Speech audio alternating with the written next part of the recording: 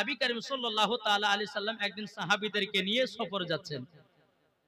সফরে যেতে যেতে বাবা আমার নবী মুস্তাফা বলছে, সাহাবীরা এক কাজ করো, এক জায়গাতে আরাম করো, আর যার যার কাছে খাবার আছে বের করে নিজে নিজে খাও।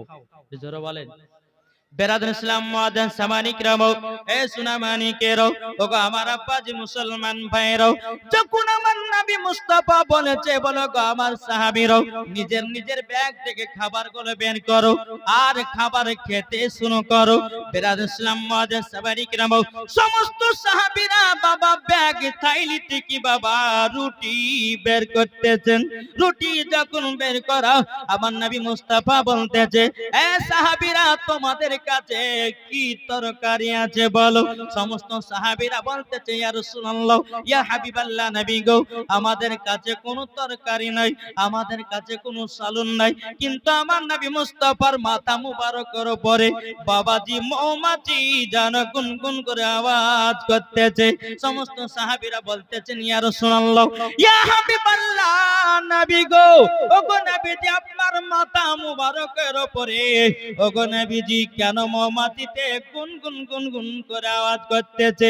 আমার নবী মুস্তাফা বাবাজি মৌমাছির কথাও বুঝতে পারে, আমার নবী মুস্তাফা হরিণের কথা বুঝতে পারে, আমার নবী মুস্তাফা বাঘের কথা বুঝতে পারে, আমার নবী মুস্তাফা পাথরের কথা বুঝতে পারে, আমার নবী মুস্তাফা গাছের কথা বুঝতে পারে।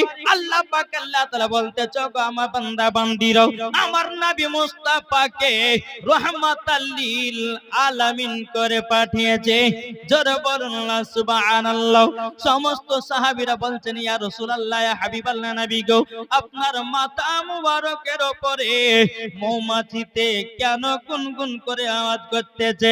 আমার নবী মুস্তাফা বলতেছে, এ সাহাবীরা তোমরা শুনে রেখে দাও, শুনে রেখে দাও।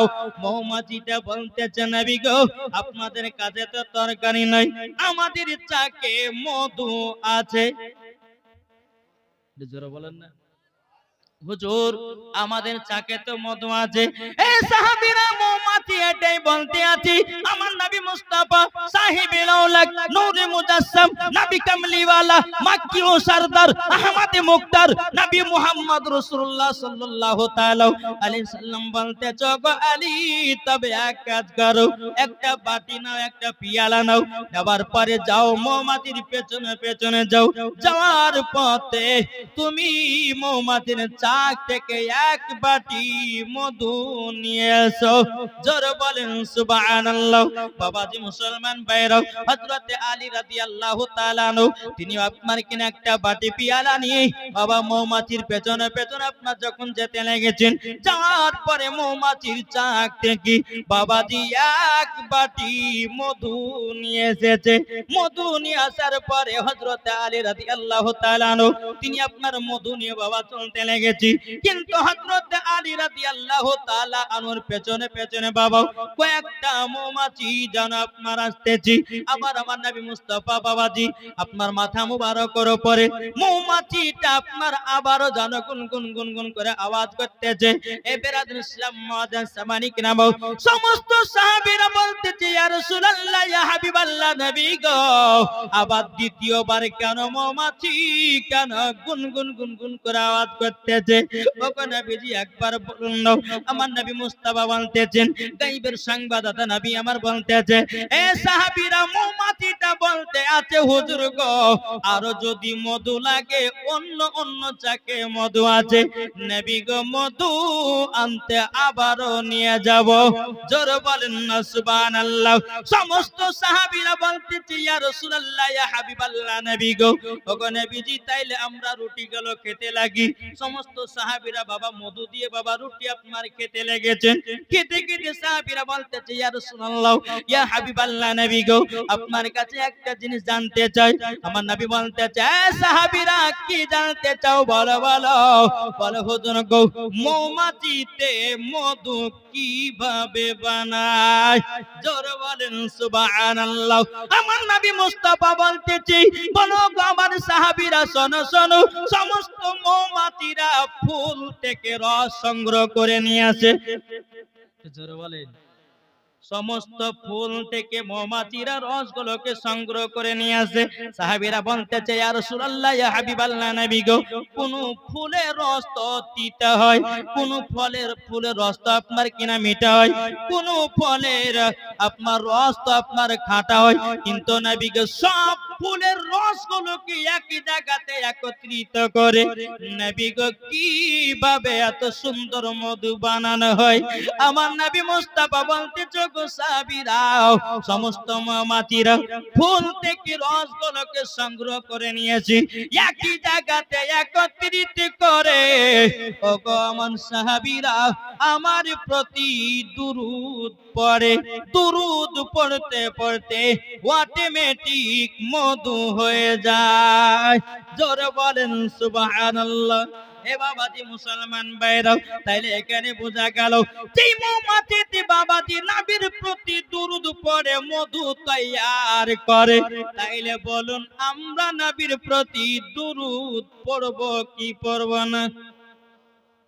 পড়ব কি পড়ব না? জি, কে কে পড়তে রাজি হাত তোলেন। সুবহানাল্লাহ। এ বাবাজি মুসলমান ভাইরা, ওগো আমার সোনা মানিকেরা, তাই বাবাজি মুসলমান ভাইরা, আমার আল্লাহ পাক আল্লাহ তাআলা বলতেছি, যেই নবীর প্রতি আপনার দুরূদ পড়ে ফেরেশতাগণেরা, যে নবীর প্রতি দুরূদ পড়ে মুমিনগণেরা, আমার আল্লাহ পাক আল্লাহ তাআলা বলতেছে, আমার বান্দা বান্দীরা তোমরা শুনে রেখে দাও, আমার নবীর প্রতি আমিও দুরূদ পড়ি। জোরে বলেন সুবহানাল্লাহ। এ বাবাজি মুসলমান ভাইরা, আল্লাহ নামাজ পড়ে, এটি জোরে বলেন। আল্লাহ রোজা করে, আল্লাহ হজ করে, আল্লাহ যাকাত দেয়, তো করেটা কি? নবীর প্রতি আল্লাহ দুরূদ পড়তে থাকে। জোরে বলেন। তাহলে যে আমার আল্লাহ নবীর প্রতি দুরূদ পড়ে, তাহলে বলুন আমরা ওই নবীর প্রতি দুরূদ পড়তে রাজি আছি না নাই? এটা হাত তুলে দেখান। আমরা নবীর প্রতি দুরূদ পড়ব, পড়ার পরে বাবাজি মরার পরে জান্নাতি হব। জোরে বলেন। তাইলে বাবাজি মুসলমান সোনামানিক আসুন, আমরা সকলে নবীর প্রতি দুরূদ পড়ব। নবীর প্রতি দুরূদ পড়লে বাবাজি আপনার দিলের জং পর্যন্ত ছুটে। জোরে বলেন। নবীর প্রতি দুরূদ পড়লে দিলের জং পর্যন্ত ছুটে। তাই বাবাজি মুসলমান বেশি বেশি করে নবীর প্রতি দুরূদ পড়েন, আপনার ঈমান তাজা হবে। নবীর প্রতি দুরূদ পড়েন, বিরাদর ইসলাম নবীর প্রতি মুহাব্বত জন্মাবে। জোরে বলেন সুবহানাল্লাহ। একবার দুরূদ পড়ুন। আল্লাহুম্মা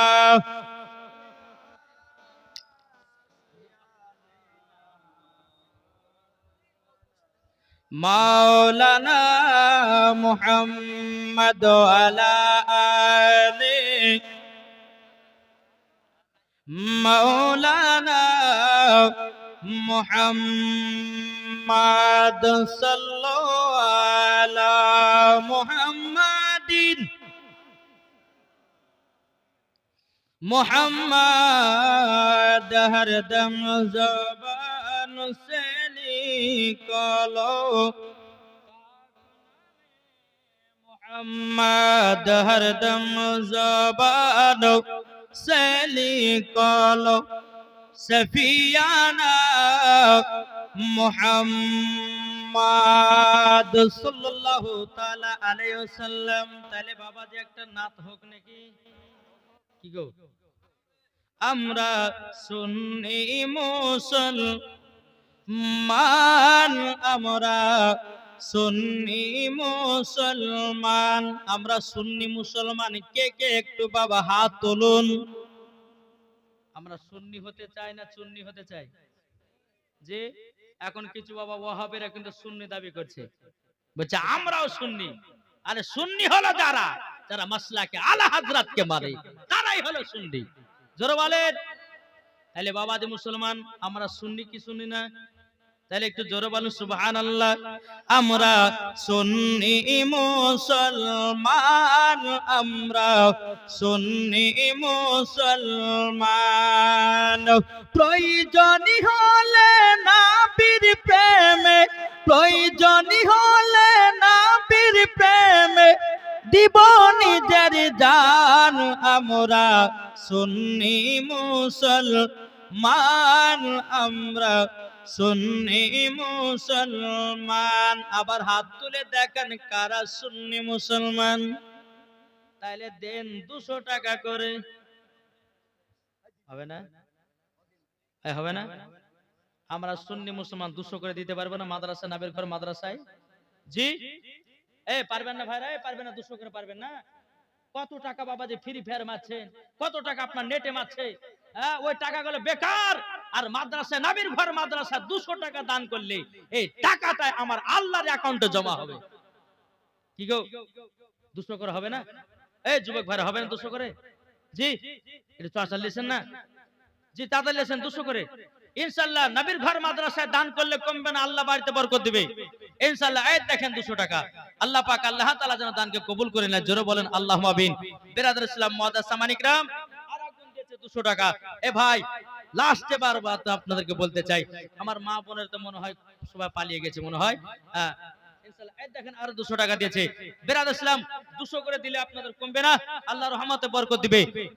একটু চল লিখবেন। এই যুবক ভাই যারা দাঁড়িয়ে আছো তোমাদেরকে বলছে 200 যদি না পারো 100 টাকা করে দাও নবীর ঘরে মাদ্রাসায় ইনশাআল্লাহ। দুজনে 200 টাকা দিয়েছে।